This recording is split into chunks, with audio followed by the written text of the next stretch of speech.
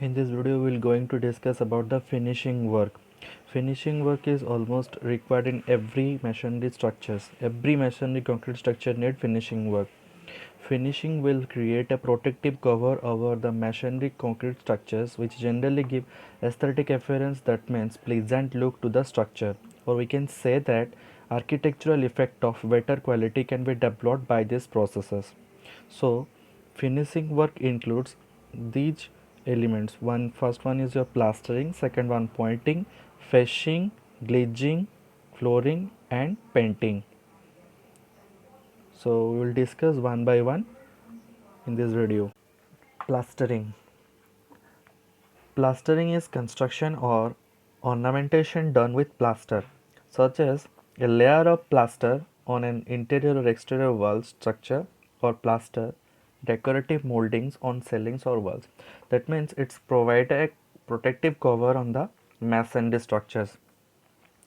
You can say it's a mixture of cement, sand and water. Plastering, we can say, it provides a protective cover on the bare surface of wall, which ultimately protect the wall from the environmental agencies which may cause any kind of damage to the structures.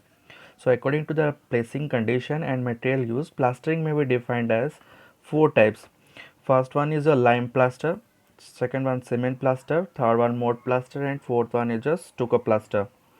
So let's elaborate each term. That is, first one is a lime plaster. Lime plaster. Lime is a binding material. It creates a good bond between masonry surface and itself. Lime mortar is generally composed of your hydrated lime, sand and water.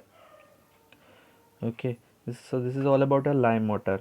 Next one is your cement mortar, which is widely used nowadays in construction field.